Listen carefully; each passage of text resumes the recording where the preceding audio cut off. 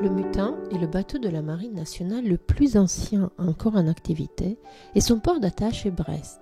Long de 33 mètres et disposant de 2 mâts, ce navire ressemble à un bateau de pêche des années 20 et pour cause, il a été mis à l'eau en 1927 aux Sables d'Olonne. C'était le 19 mars.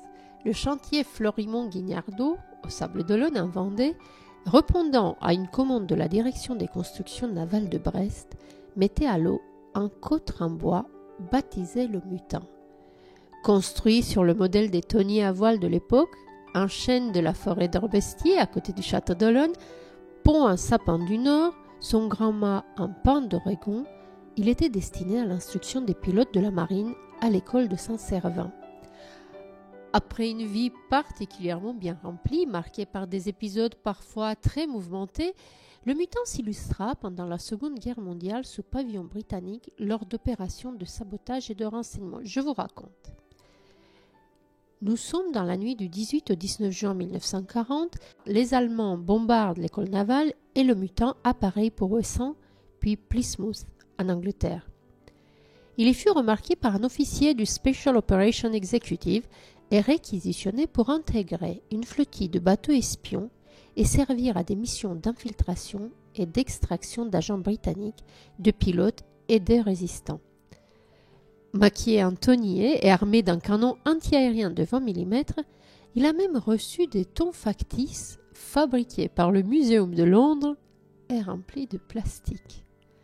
En décembre 1942, il est envoyé en Méditerranée et utilisé comme base de repli pour les agents opérant en Italie et en Yougoslavie.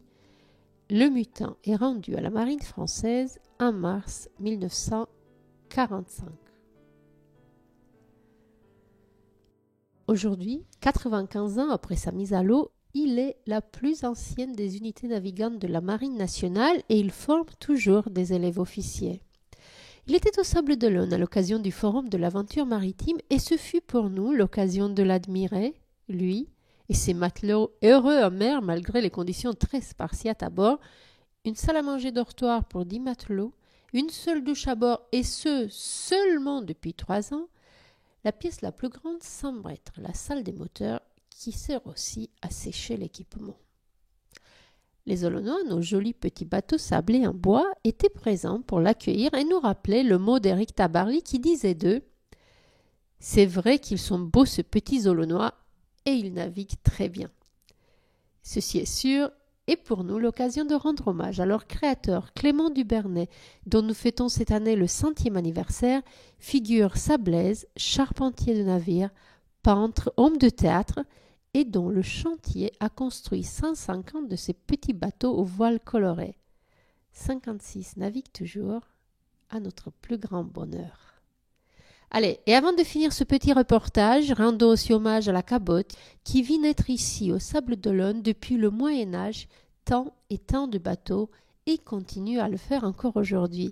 N'hésitez pas à commenter la vidéo si vous avez des questions, je vous répondrai en commentaire, car l'histoire des chantiers navals sablés est longue et très belle. Merci d'avoir suivi jusqu'au bout, à très bientôt.